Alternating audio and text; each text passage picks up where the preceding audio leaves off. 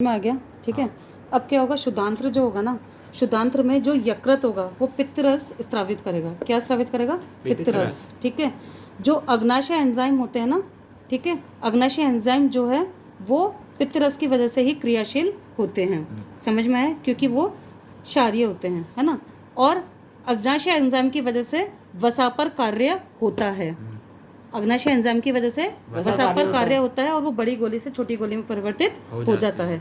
अब अग्नाशय का देखिए, जो इसके अग्नाशय रस थे वो कैसे वसा पर कार्य कर रहे हैं और कैसे कर रहे हैं वो हम देख रहे हैं। अग्नाशय रस को स्रावित करेगा। ठीक है, अग्नाशय रस में ट्रिप्सिन एंजाइम होंगे। ठीक है, ये जो ट्रिप्सिन एंजाइम प्रोटीन का पाचन करेंगे। और जो इमल्सीकृत वसा होगी, जो ज़्यादा हार्ड वसा होती है, उसको लाइपेज एंजाइम पचाने की कोशिश करेंगे। शुद्धांत्र की जो भित्ति होती है, यानी जो वॉल होती है, इनर वॉल, उसमें ग्रंथि होती है ना। और वो ग्रंथि आंत्र रस स्रावित करती है। कौन सा रस? आंत्र रस। ये प्रोटीन को एमिनो एसिड में बदलेगा, जटिल कार्बोहाइड्रेट को ग्लूकोज में बदलेगा।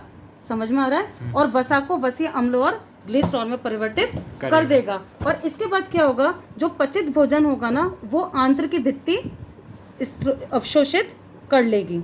जो आंत होती है ना, आंत की भित्ति अवशोषित कर लेगी। शुद्धांत्र के आंतरिक स्तर पर ये आपका शुद्धांत्र है। ये दोनों जगह एरो लग रहे हैं, यहाँ पे भी और यहाँ पे भी। समझ में आ रहा है? तो ये दोनों जगह ये अभिक्रिया चल रही है। तो अब इसका जो आंतरिक स्तर होता है ना, इसमें अंतर के स्तर पर अंगुली जैसे क्या होते हैं? प्रवर्ध होते हैं। क्या होते हैं? प्रवर्ध। अंगुली जैसे प्रवर्ध। जैसे आपने वो जो स्पंज देखी है, स्पंज में अगर आप देखोगे, आपने आज वो कोरोना का वायरस देखा है? कोरोना के वायरस की शेप कैसी बताई जाती है? ऐसे फिंगर जैसी निकली हुई रहती है। चारों तरफ कटीली कटीली कटीली। तो जो ये जो आंत होती है ना, ये वाली जो आंत होती है, इसमें अंदर की तरफ क्या होती है? अंगुली जैसी प्रवर्ध होते हैं, है ना। बाल होते हैं? बाल नहीं बेटा, अंगुली जैसे प्रवर्ध होते हैं, जिन्हें दीर्घ रोम कहते हैं। क्या कहते हैं? दीर्घ रोम।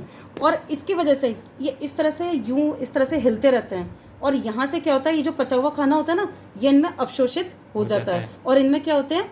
इनमें रक्त की जो वाहिकाएं होती हैं वो चल रही होती हैं, तो रक्त घूम रहा होता है, तो खाना अवशोषित होकर रक्त की वाहिकाओं में आ जाता है। अच्छा, खाना सोख लेता है। एग्जैक्टली। तो ये खाना सोख लेगा। दीर्घ रोम इस खाने को सोख लेंगे और ये अवशोषण का सतही क्षेत्रफल बढ़ा देते हैं। अगर ये अंगुली जैसा नहीं होता तो इससे क्या होता? फ्लैट होता तो ये केवल इतना ही होता। अंगुली जैसा है तो यहाँ भी होगा, यहाँ भी होगा, यहाँ भी होगा, यहाँ भी होगा, तो क्षेत्रफल बढ़ गया। समझ में आया? तो जो भोजन को अवशोषित कर प्रत्येक कोशिका तक पहुँचा देगा। इसका उपयोग नए ऊतकों के निर्माण में और पुराने ऊतकों की मरम्मत में प्रयोग होगा। और जो बिना पचा हुआ भोजन है वो बृहदांत्र में पहुँच जाएगा, इसमें कोलॉन में। समझ में आ रहा है? बड़ी आंत में पहुँच जाएगा, है ना। फिर इसके बाद में बृहदांत्र में क्या होगा, जहाँ दीर्घ रोम इस पदार्थ में से जल का अवशोषण कर लेंगे और अन्य पदार्थ गुदा द्वारा शरीर के बाहर निकाल दिया जाएगा। क्योंकि जो बचा हुआ पानी होता है ना, वो भी दीर्घ रोम अवशोषित कर लेते हैं और बचा हुआ हमारा जो पॉटी होती है उसके फॉर्म में निकल जाता है। इस तरीके से आपका ये पोषण कंप्लीट हुआ।